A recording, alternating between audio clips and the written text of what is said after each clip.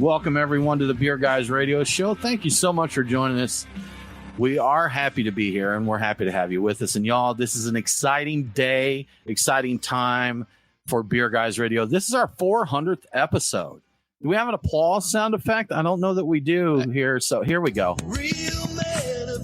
Oh, yeah. That'll work. That's the best that I can do right now. So we'll go with that one. But yeah, 400 episodes, just over our 8th year mark. So we haven't missed too many in 8 years. And number 400, man. So it's exciting. Now, this was going to be our episode with Truck and Tap, hot beers for cold weather. But Mother Nature said that this past weekend was going to be just horrendously stormy. Ended up not being that stormy, but we rescheduled that. So we're going to go out there on site with them on February 17th. If you're in the Atlanta area, come hang out with us, have some hot beers, some Glue Creek. We're going to have a mulled barley wine. We're going to have our beer caramelizers out there, hot poking beers and stuff. It's going to be a good time. And then for our podcast listeners that aren't in the area, that show will actually come out the next weekend. We'll release that, but going to be a good time. Looking forward to hanging out with those guys. And you know what? As always, thanks to them. They have supported the show since before day one launch. So they've been with us here through all 400 episodes. We really appreciate their support. It has been a great time. But again, Beer Guys Radio, I am Tim Dennis with Brian Hewitt, my co-host. How you doing? Hey, Tim. Doing well. How's it going? I'm good, man. I'm really good. And producer extraordinaire, Mo Mike Nate. How's it going? Going very well. Glad to be here. Good, man. Good. So we're gonna get right into it. Brian, you always do us the service of scouring the internet for the stupidest news possible. You keep an eye out for it. You look for the quality news, for good information, but some entertaining or just ridiculous news. And man, you got us a good one this week, right? Yeah, I got us a case of this really should have been a beer because I would have been more into it. But Truly is coming out with a hot wing sauce hard seltzer that they're dropping just in time for Super Bowl weekend. In fact, by the time you hear this, it should already be out there if it's going to be in your market. Now, it's going to be available in just select markets. It's a 5% hard seltzer if you're into hard seltzers, and four packs of 16-ounce cans. That's about all I know. That it's coming out, and it's kind of ridiculous. And man, if it were a beer, I would definitely be on the lookout for it. As a hard seltzer, I'm like, I don't know. It's hard for me to cross that line. I'm the same way, and I think it says a lot about us as humans that makes a difference. The fact that it is a seltzer with hot sauce instead of a beer with hot sauce. We're like, hot sauce seltzer? No, I don't think mustard so. Beer, yes. Mustard hot beer, sauce, yeah. No. Chili cheese beer, yes. We're good with that. With all this, right? Exactly. That's just ridiculous. Who's going to drink that, man? I love how they announced that it's going to be out just in time for Super Bowl weekend. Like they're like, oh boy, I'm glad we made that. So, but if it was around, I would try it. I would see what was up. I mean, I assume it's a seltzer that tastes like wing sauce. That would be my assumption. Now that I've talked about it, I might have to get it just because I still have that last can of Modest's nacho cheese, the Hormel Chili Cheese, right? Yeah, the chili cheese beer. I still have one of those that's been gathering dust, and I'm sure is tasting. I'm sure it's aged wonderfully now. Yes, vintage. And so it would be cool to drink them side by side for the big game. So I may have to do that. You should donate that to one of our premium beer bars here and be like, y'all, please put this on your cellar list. I really want someone to be, scanning through here and then see Modest Brewing, Hormel Chili Cheese Beer, $25.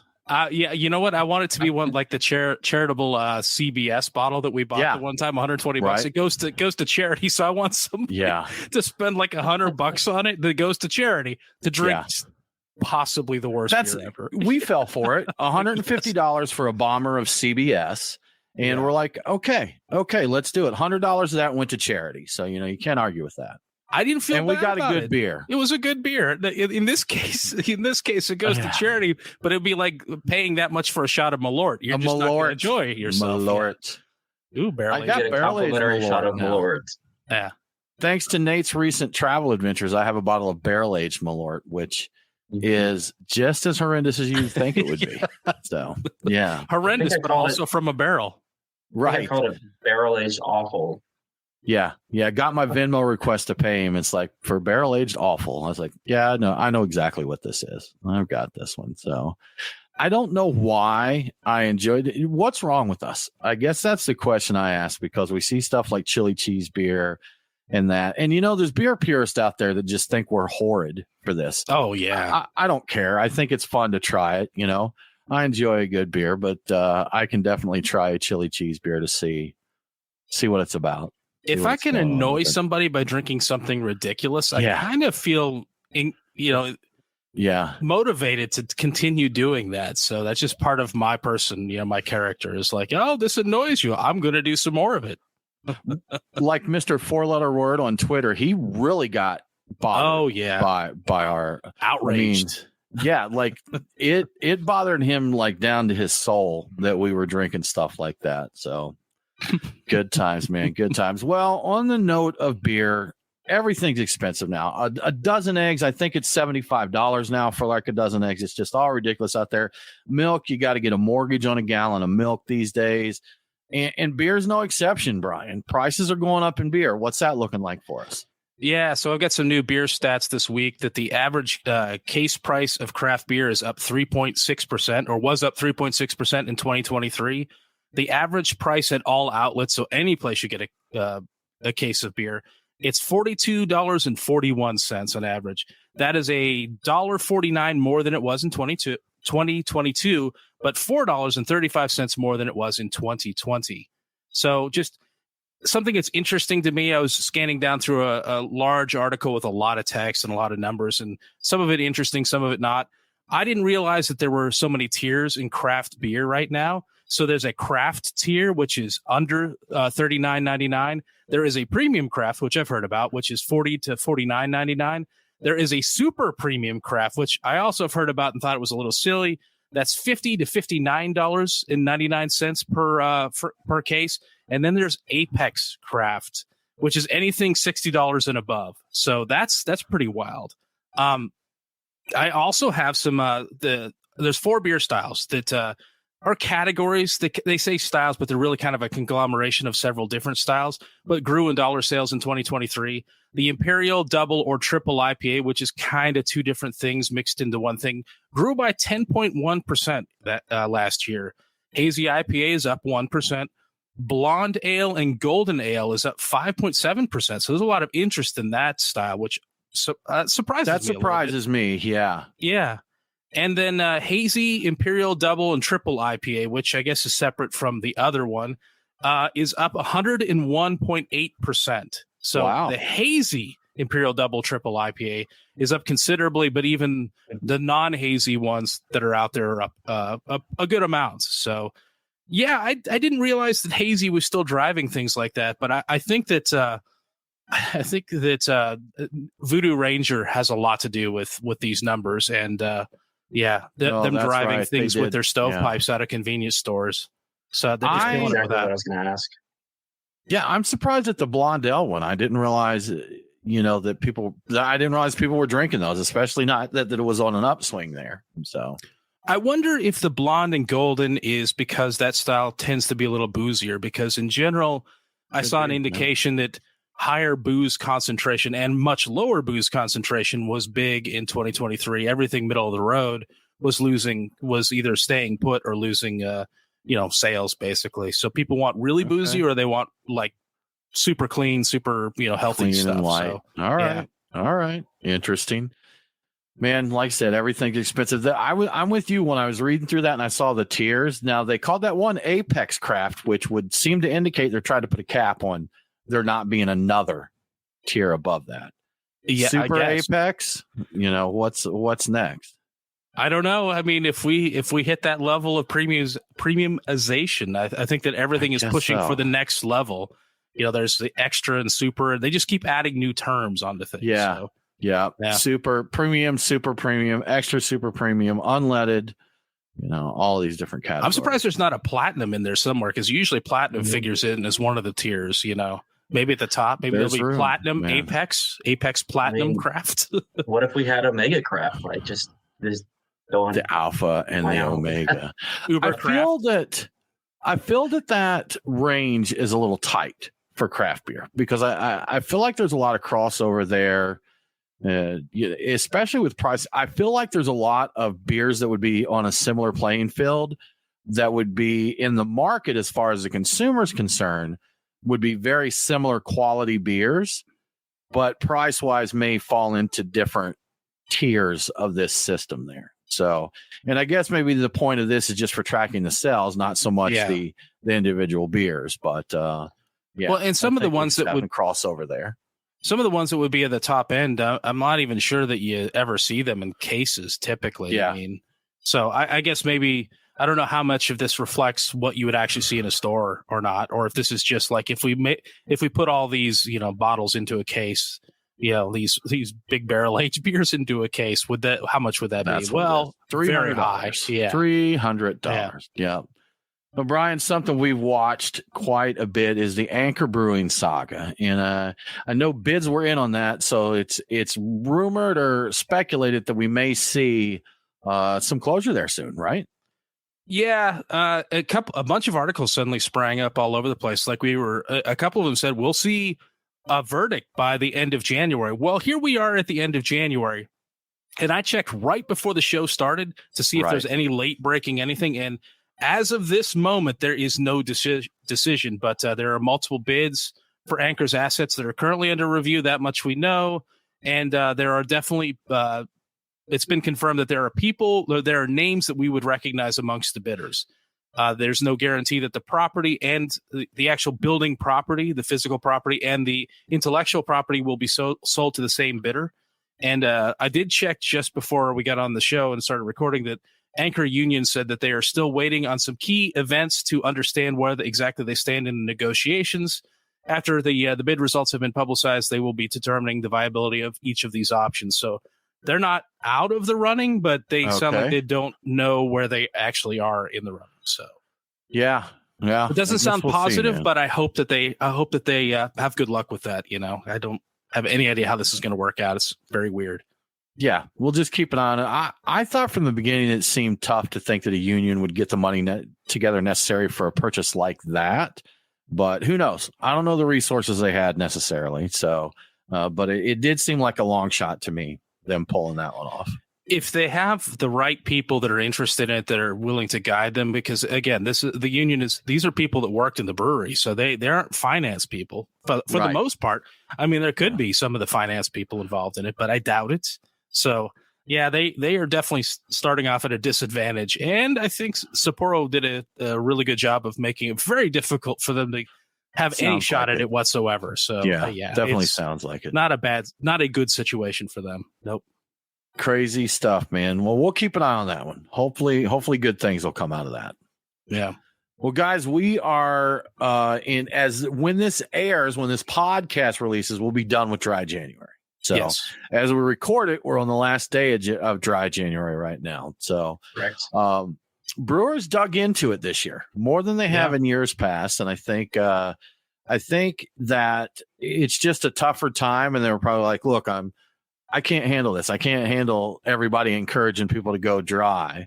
And, we kind of spun our stance a little bit because in years past, we've encouraged, dry January and offered options for that. And I mean, I think it's good to give a break, especially if you're someone that indulges heavily, take a little breather, make sure you don't have a problem there. Can you make it through dry January? Give it a shot and see what you can do there. But the problem with that is breweries are already hurting. January is already a tough month. And then you encourage people to go dry. And so some brewers spoke out, made fun of it. And, some became directly to the point and just said, this is buy our effing beer in January stout, kind of thing. Yeah. So what are y'all's thoughts on that with the brewers, with their actions towards dry January? Nate, what do you think about all of that? So I understand how this month is really tough. We're coming right off of the holiday season, and for a lot of everywhere in the industry, it seems like sales kind of tank a little bit. And so I totally understand the frustration behind brewers and marketing people to make light of people's motivations to participate in dry January. Really like the idea of pub January or damp January, going out supporting your local restaurants. There's a brewery here in Atlanta, elsewhere. Brewing that they put out a post about it early in the January saying, we acknowledge that people do this, but for those of you that don't, it would really help out. It doesn't have to be us, but it would really help all of us out if you were to come out and support your local brewery. I think that's a better play of doing it. Acknowledge that it's a thing, that some people are going to do it, but then just be honest and say, look, it's hard for everybody.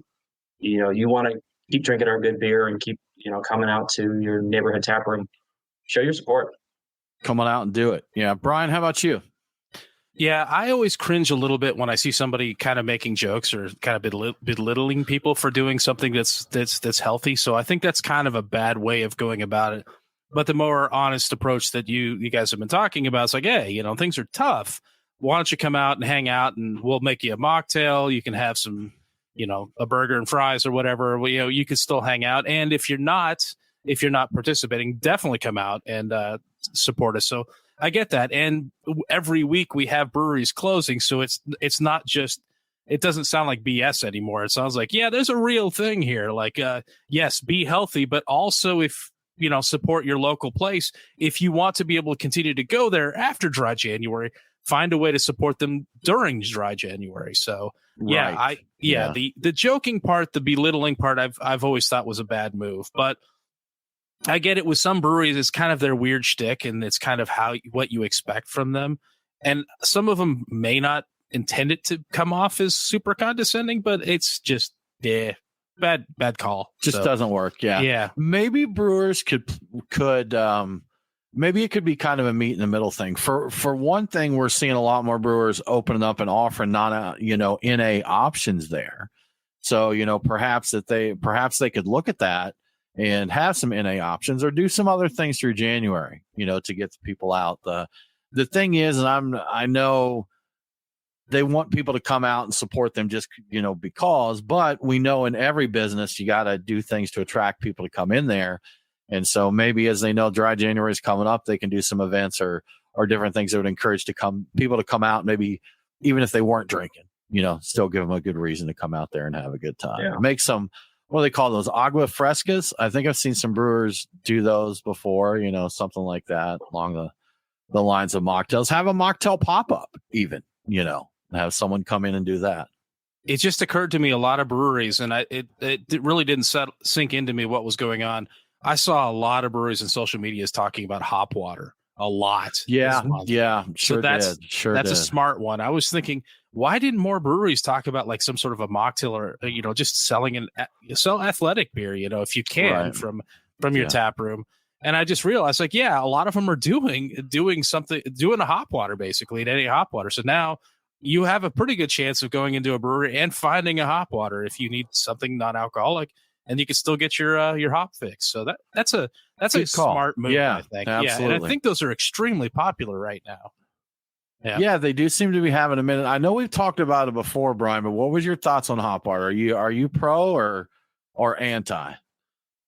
I think I'm generally positive towards it. I've not been really wowed by most of them. I had one hop water I liked. I had a couple I didn't care much for.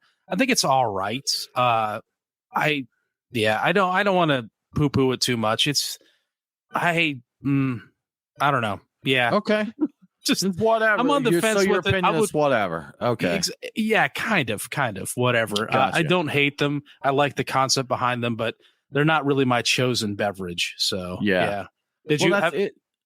Yeah, it's something that like if they're around, I'll try them. I think this brand may have went out of business, or maybe they merged with Hoplark that we had. They did teas and waters. I mean, I've tried some of them that I thought were pretty tasty, but it just wasn't not my thing. If I'm reaching for a non-alcoholic beverage, it wasn't going to be a hop water. Was kind of it my thing. Brooklyn Brewing that funded or partnered with, or maybe bought a piece of Hoplark? I think that's what's. Yeah. And I did like one of theirs. I think they had a mosaic one that I actually was enjoying. I enjoyed. I think part of the problem is I got burned. I saw hop water in a convenience store locally. I got it, and it's the same problem you have with IPAs. Even though it had been cooler, it was like really old. He's like, no, this is not good. And there's no effort on the part of people, at least at that shop. There's no effort to rotate the product, keep it fresh if it's not selling. It was just kind of, it sits there until it sells. And silly me, I bought one that was really old, and that kind of burned me a little bit. So that's understandable. I think that is kind of souring my view on it. But I did like that. I believe it was a Mosaic Hoplark. I thought that was quite nice. All right, Nate, you a hop water guy? So I really dug it. I went into our website and looked it up. It's episode 273 from back in May of 2021 when we had a Hoplark on the show, and they did have hop tea and hop water. I like the hop water better, and I've actually bought it a few times when I see it in stores. Okay. There's a couple of grocery stores local. Publix is one of the chains that carries them, and I still enjoy it. It's a really nice, if you want to have some of the grassy flavors hops can bring, and a seltzer water. No, I liked it. Go for it. Cool. Yeah. Sounds good, man. Well, y'all, let's talk about our beers of the week here. So, Brian, you had a little from a local brewery, 3 Taverns, a beer called Decatur 200. That was an anniversary for the city of Decatur. There was some connection there. What's the scoop on that one, Brian? Yeah, I think that's it. The city of Decatur asked Brian Purcell at 3 Taverns to make them a beer, and it made them a cold pale ale. So it's an IPL. Decatur's not 200 years old, are they? I don't think we got a lot in the States. No, what? I don't remember what the date was. What the 200's for? Okay. All right. You know what? I should have looked into that. I think that he mentioned what it was for, and I don't remember at all. So. Yeah. It's a good beer, though. That was my pregame, so it was a tasty beer. They do good stuff. They do good work over there. And then a little hybrid collaboration here: Dogfish Rodenbach Crimson Crew, which is a red ale, which is a blend of Rodenbach's Grand Cru and, quote, an off-centered red ale infused with sumac and sweet orange peel. I've seen sumac used a lot more in recipes and stuff lately. Not anything I've ever used. I'm not even sure exactly what the flavor of sumac is, but it's been trendy lately. I'm going to have to check it out. I don't know what it's meant to taste like either, but this is good. Megal, would you Google up the taste of what the flavors from sumac are? We'll come back to that. Nate is drinking from Bearded Iris, a Peptalk lager, and then our featured beer that we all have a can of today. And we'll throw this out there. Full disclosure, Nate works for Scofflaw Bearded Iris for the company there. And they did give us these beers. They're like, here you go, guys. Try some of our new stuff. See what you think. But we have all got their Juice Quest Hazy IPA. And I think, Brian, have you got into it yet? Or are you still working on your Dogfish Head over there? I'm still working on that. And I definitely get a bunch of the Rodenbach in there. But it's, again, blended. Okay. So that's nice. Yeah. Yeah, Nate, I'm not going to ask you what you think of your Juice Quest because you're biased. So I don't want to hear it. You can't. You would, if you didn't like it and you were honest, it could jeopardize your employment. So we won't put you in that position. But I'll just note. So this one, ever since day one, I've been pretty vocal that I don't like bitterness in IPAs. But that's not. It's a 95% kind of statement. Because if there's some bitterness in there, but it's balanced, I'm pretty good with it. You know, if there's some malt and other flavors there, the hardcore West Coast IPAs are not my thing. That level of bitterness, like back when we had those IBU wars, and it was 150, 200. They had one that claimed to be 1,000 IBUs. Absolutely not my thing at all. So this one, there's some bitterness there. You notice there's some bitterness. Then there is a citrusy. I would say maybe lemon grapefruit, maybe a little bit of orange hint in there. I get what I would think is mango, comes to me as kind of mango, and then a grassiness, kind of a green grassiness, balanced bitterness in there. And this finish is really clean. So I dig it. I enjoy this as a non-IPA person. This is an IPA that I enjoy. So Very cool. My take on it.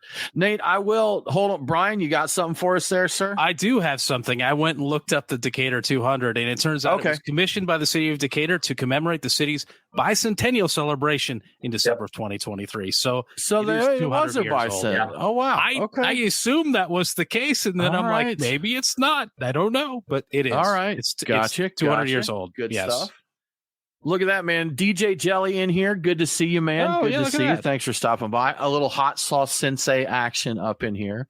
Another thing, I've got probably a dozen different kinds of hot sauce, depending on the experience, depending on what I'm eating there. So what's your favorite one right now? Hot sauce? Yeah. I am digging. You know what? I got to be honest, man. I hit. All right, Brian. All right, you calling me out here. I will tell you the one that I go to the most, and I would say it's my favorite in terms of across the board. Tabasco Green. I use that one a lot, but there's a few others I could throw in the mix there that I would say I like Sriracha. I use it in a lot of things. I like good old Frank's, man.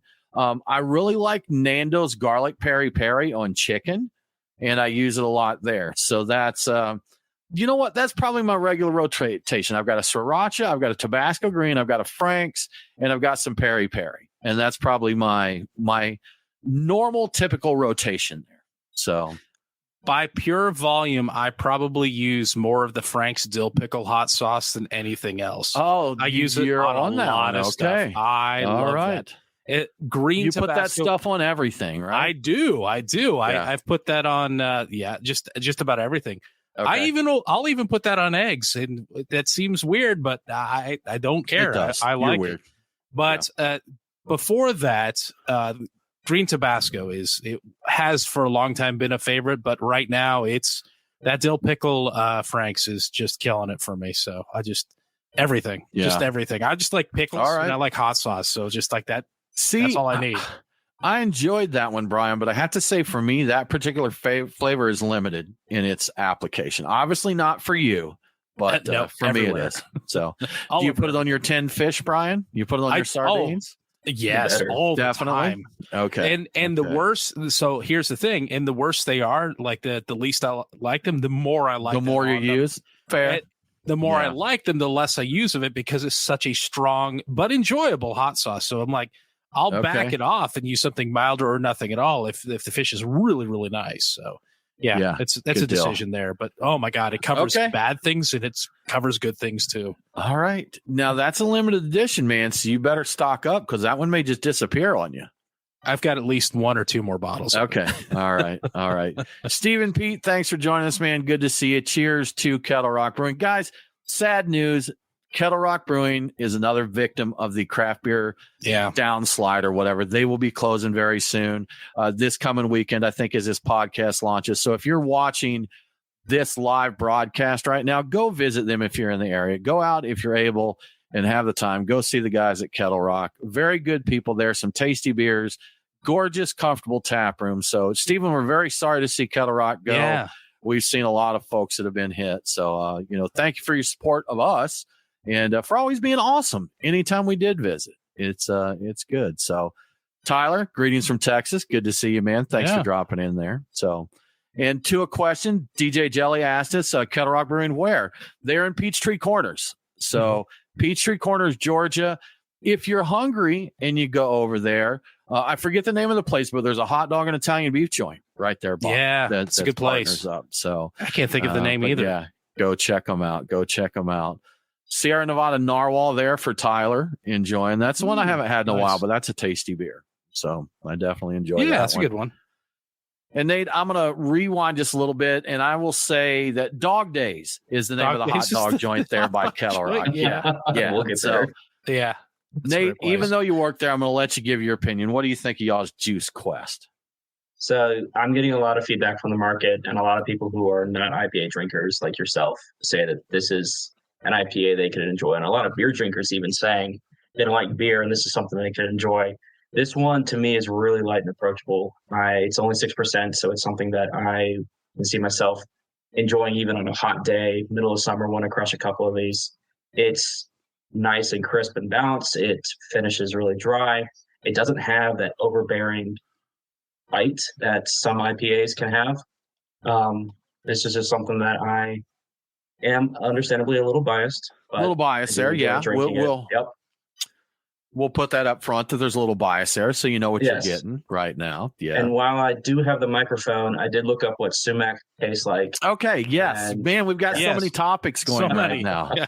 So they said that the flavor, this is according to eater.com, the flavor of sumac can be likened to the tang of fresh squeezed lemon juice. It's tart and sharp, but also contains a hint of sweetness along with lingering floral notes. Okay. I know I've seen a lot of recipes calling for sumac lately, and I've never cooked with it. Maybe I've had dishes with it in there, and I just don't realize it. But Interesting. Somebody said it's slightly smoky and quite earthy as well. Smoky, earthy, slightly sweet, and lemony citrus. Okay. So I can, because I'm drinking that was it Crimson Crew is what it is. It's a blend with that in it.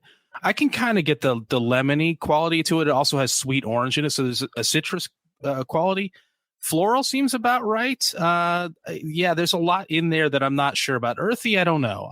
That's maybe going a little too far with it, but I could see where it might be contributing. I'm not 100% sure if I'm really tasting it or if I'm talking myself into tasting it. So easy to be influenced by that kind of stuff. Yeah, very much. We want to take a quick moment here to shout out our show sponsors. They always appreciated it.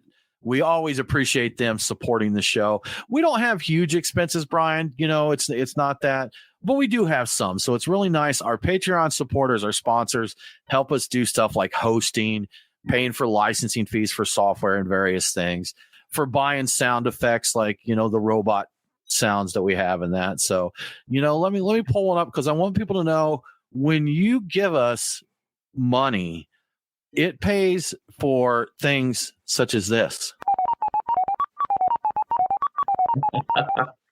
Now where money would well we spent be without that? So thank you so much for your support.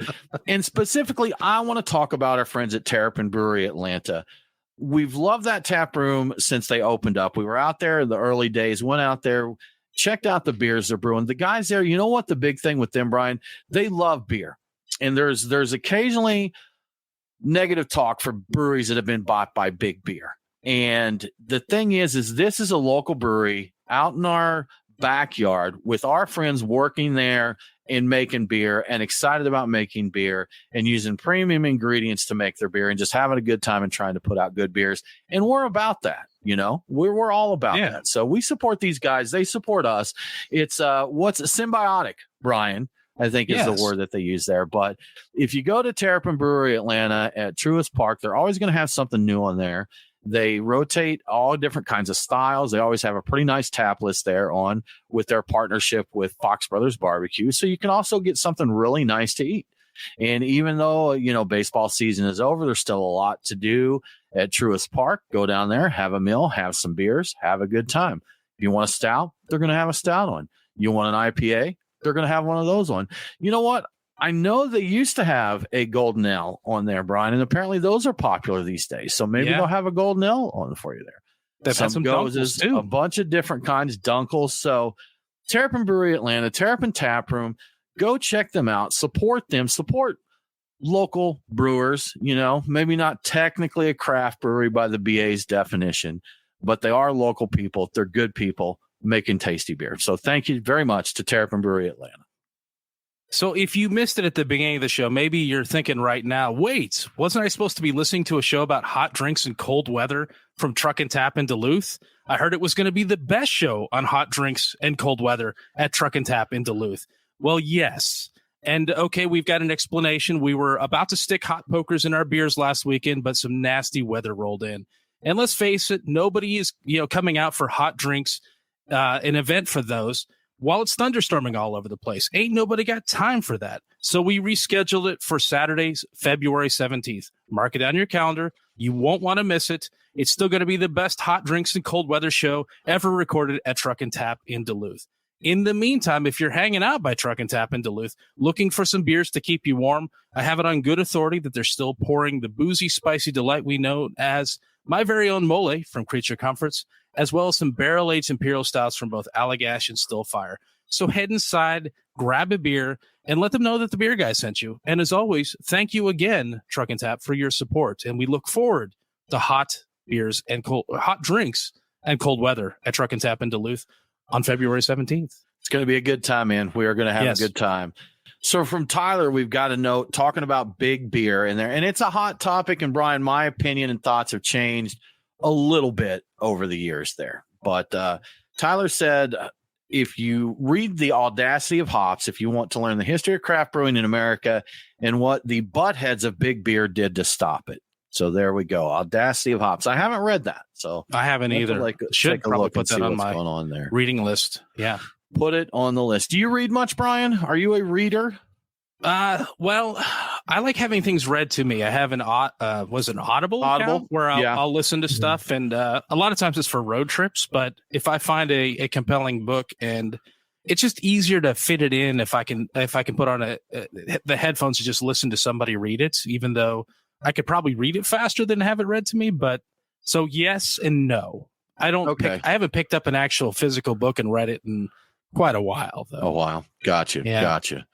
Yeah, I'm the same way. And the big thing with me, like you said, I have to speed it up a little bit, because with some of them, the pace of them, it frustrates me. I'm like, I know I could read this faster than this. If I wasn't driving this car, right? Yeah, that's right. It would be a lot easier. Yeah. I'm about a 1.1, 1.2 speed on Audible, I think is where I'm at. That's a comfortable speed.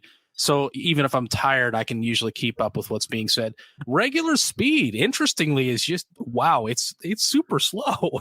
It is. In most things, you can get away with a little bit of speed up without degrading. Even on YouTube, if I go like, you can do 1.25, 1.5. Generally, I can go to the 1.25 on most things, and I don't feel that it's degrading the quality. You go all up, you get crazy with 1.5.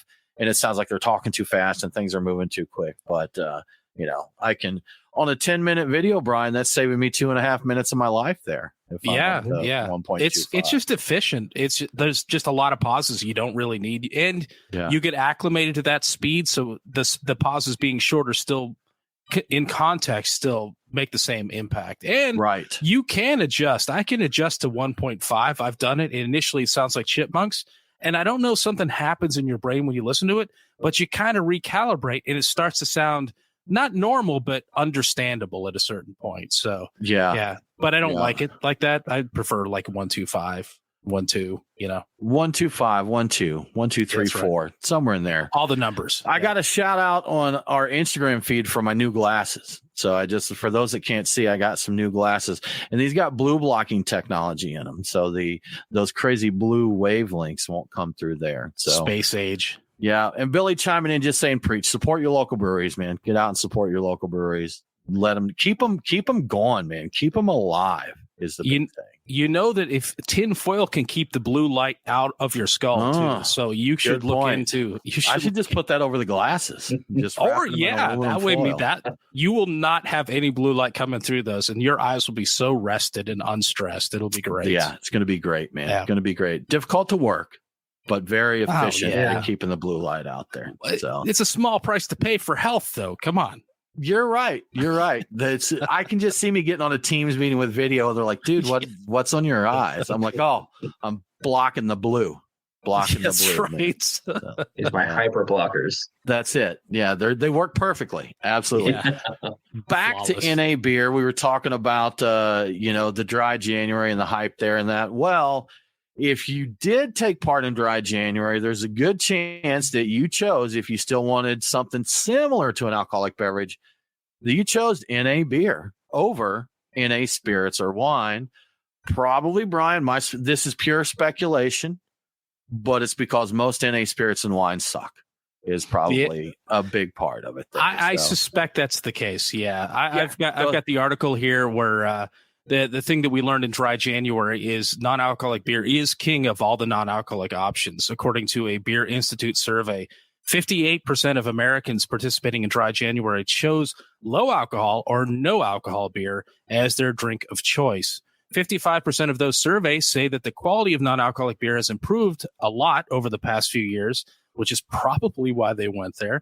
Beer sales made up 86% of all non-alcoholic beverage dollars spent in the U.S. The non-alcoholic non-alcoholic drink market now exceeds $500 million a year, up 31% from last year.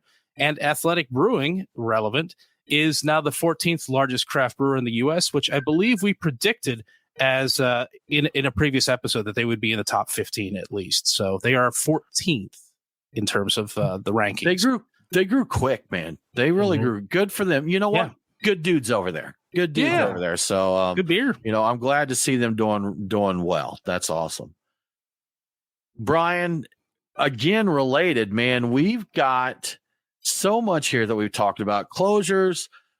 You know what? We don't talk about openings much anymore. I can't remember the last time we really talked about that. But Tying into what we said, Houston, Buh-bye Brewing may be closing soon. Close now, temporarily. Yes. You know what? Give us the full story there, Brian. Yeah, so apparently the brewery defaulted on their lease with their landlord, and the landlord has terminated the lease and announced it publicly. Allegedly, Buffalo Bayou Brewing is deep in default to them, and the employees all received their final paychecks on Friday of last week. According to a letter posted on Buffalo Bayou's social media, the situation is temporary. They are working to settle their financial commitment with their landlord and reopen in the same place. So apparently Buff Brew, as people call them typically, has had some payment issues in the past. I noted that in the articles they talked about they were sued in 2022 for non-payment of financial services amounting to $94K, and allegedly defaulted on returns to investors they had on the Next Seed crowdfunding platform in 2021. So I don't know what to make of all that. I don't know the brewery very well, but it's looking dicey. Good luck to them. It does seem worrisome that they would open up in the same spot if they're having trouble paying their lease. But you know what? Who knows? It may work out for them. They may have got it all figured out. So, but that's that one is apparently a pretty one that hits home for a lot of folks that we know in Texas. So yeah, a lot of our Texas buddies were hit by that one. You know, Brian, it's something that in pinball, if the ball goes down the center in between the flippers and it hits the bottom of the machine and it bounces back into play, they call that a Lazarus. Yes. So I've started like a brewery reopening. I've been calling that a Lazarus move, you know. And it's very, very, very uncommon for a brewery to successfully pull off the Lazarus move. So I think we talked about it. I think there was a couple that did it, and I forget the names of the breweries now. But we recently had Pontoon here in Georgia, but it was a special situation. They had strong sales, they had a big fan base, good sales, and due to a very unfortunate business deal with a distributor, they were out like six figures, which just took their working capital from them. So theirs was a situation where they had the foundation there to keep going forward. They just needed a chunk of change there, you know. But if you don't already have that strong sales and the ability to grow and go like that, then just getting more money isn't going to do anything for you if you don't have a plan for it. And I was very critical of a brewery here in the local area that they had problems and they closed. And everything following them on social media, they just consistently did not have the sales volume that they needed. They were not generating enough revenue to be a viable business, a viable brewery. That's just all there was to it. And when they announced their closure, a couple of their local fans said something about, you know, hey, how can I help? You know, I'll pitch in there. So they did a fundraiser, like a Kickstarter, something along those lines. I said right then, don't give your money to this, y'all. This isn't gonna save them. I understand, you know, you being emotional and attached, but unless they had a plan to pull a Lazarus successfully, and unless they had a plan on what they were going to do different, what they were going to change, where they were going to cut costs, where they were going to increase sales, and had a really viable plan, there's no point in throwing your money at something to do that. And Brian, from the day they reopened, it was 3 weeks before they closed again. So, you know, that's just the thing. It's like, look, it's tough out there, y'all. And I don't want to see any brewery have a tough time, but there have been 2 or 3 other breweries that have Atlanta Brewing Company closed. Yeah. And we're going to reopen. Not happening. Burnt Hickory Brewery, they closed and initially said they were going to reopen.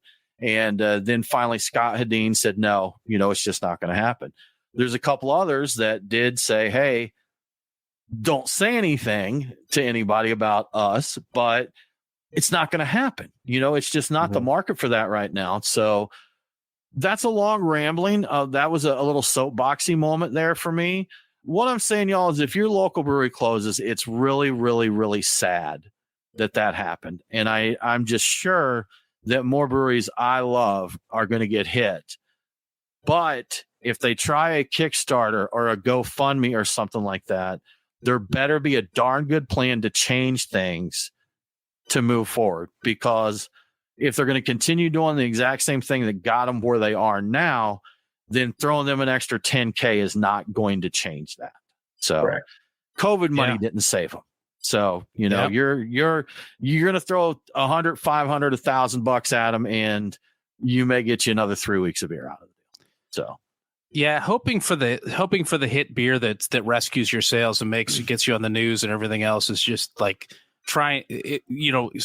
being part of your strategy is like playing the lottery every day. Sure. Like that's just, that just isn't it. You need, it wasn't the definition of insanity is doing the same thing over and over again and expecting different results. Yeah. You got to change something. If you've got a plan, now you talk, but you can't keep doing what you have been doing because it's not the same market it was in 2019 or 2017. Right. Like this is not the same place we were at. It's unfortunate that and I really wish it was, but it's just not. And brewers should fight tooth and nail to keep those doors open. You know what? Mm-hmm. Go out and get on social media and be like, look, y'all, we're struggling. It's tough. Yeah. We need you to come see us. Come see us. Come have a beer. Yeah. Come not drinking beer. Come have a glass of water and buy a burger from us or something, do things like that. So y'all, I hope the brewers fight for everything you can, but I just think it's a move to take money from loyal fans because they're passionately connected to you, knowing that you don't have a plan to turn things around. So, that's it. All right. Let me step off of the soapbox so we can move along here. Yes. But Brian, in more beer drama, we've got tax things happening up in Oregon. Yeah. Nice pronunciation. Thanks. Oregon there, Tim. Yeah. I know you did it just for me. I did. So the Oregon Health Authority has been accused of sitting on a 2021 study on the impact of proposed higher beer and wine taxes on excessive alcohol use. The study contradicts some of the legislators' claims that higher taxes would significantly help curb alcohol abuse in the state, and they are proposing those. What the study found was instead that the increased taxes would result, if I can get that out, in a small decrease in heavy alcohol use, reducing the estimated economic burden of heavy alcohol use by about 2% annually. And understandably, the Oregon Beverage Alliance, which includes brewers, winemakers, distillers, and everybody else, they're up in arms over the transparency, partly because I'm guessing they're a little upset about the proposed tax increases recently. There was a 3,000% increased tax from $2.60 per barrel to $72.60 a barrel. That was proposed in 2021 around the time of the study. And there was also a 1,200% tax increase to $33.60 per barrel that was proposed last year. So they've been proposing these massive, massive tax increases. I guess Oregon has some of the lowest taxes on beer in the U.S., and they're just shooting through the roof to being the most expensive. And they're sitting on a study that basically says their whole argument behind it is bunk. So, a lot of drama. I saw that mentioned a fair amount. And it's rare for me to see Oregon in the news. As a former Oregonian, I'd keep an eye out for it. So I give them a little shout out. Yeah, this sounds like junk. Don't let them get it passed. That is something, man. Those numbers, they love to throw out there. They love to throw out there these things are these sin taxes, man. Sin taxes are popular to try and they say it's for the children, for the health of the economy and all that. Like the states that do lottery when all other gambling is illegal, but the state can run gambling. Oh yeah, well, we're funding pre-K programs with that. We're doing that. So it's cool. So we can do that. We can do that. So, Brian, more closure news. These are some of the breweries that were purchased up by that big beer, like we were talking about. It's something, man. AB and InBev closing some of their breweries, and they've sold out some of their portfolio lately. But these are a couple bigger names from their portfolio that are closing, right? Yeah, and the interesting thing is when all these are getting bought, they always talk about how their partnership with the big beer is going to help keep them afloat, help them do this and do that.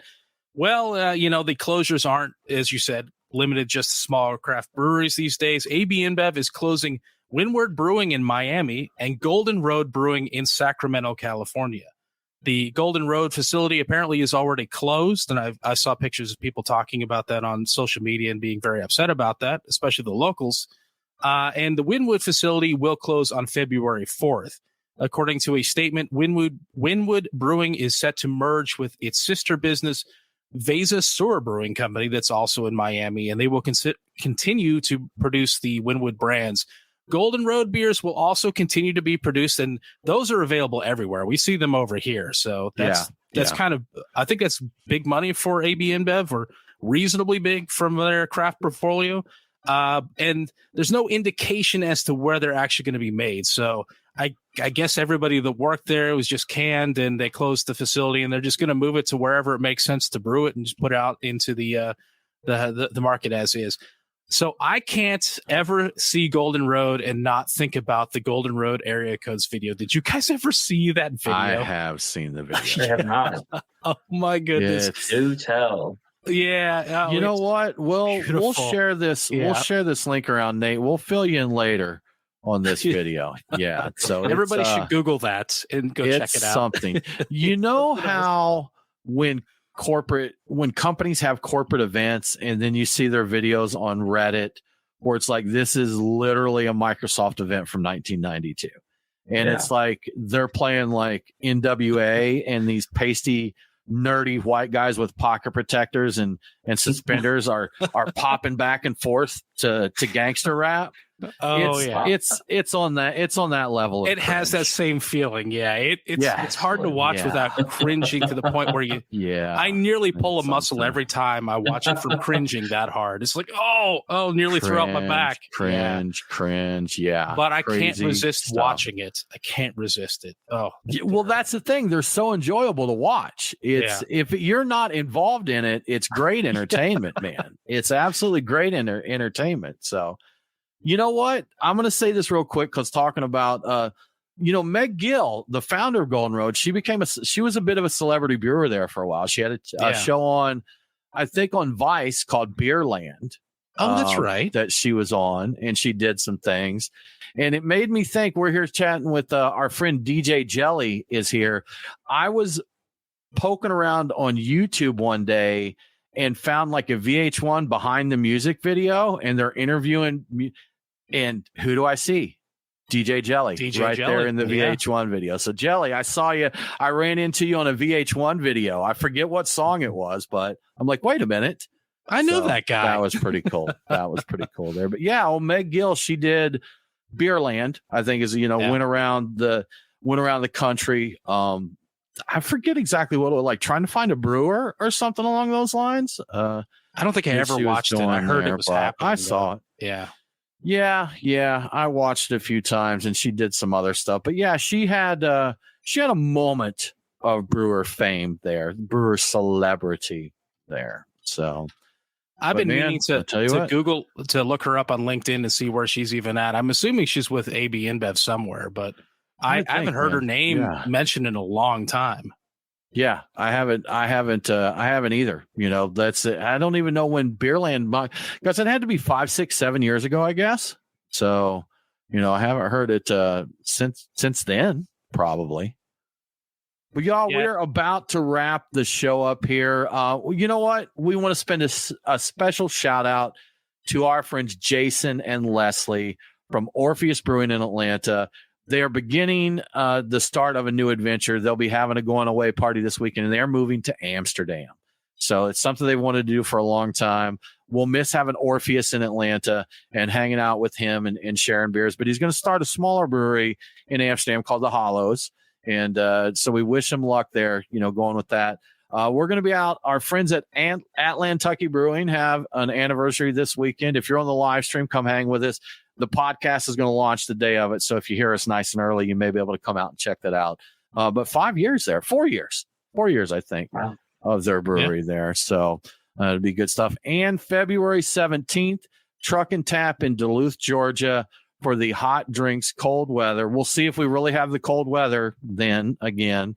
But either way, we're going to pretend like it is in order for the drinks that they want to go along with it. So it's going to be a good time, and we would love for you to come and hang out with us, because we're going to party. We'd love to party with you. But y'all, that wraps it up for this week's show. We thank you for hanging out with us. We hope you have a great week, and do not forget to drink local. Cheers.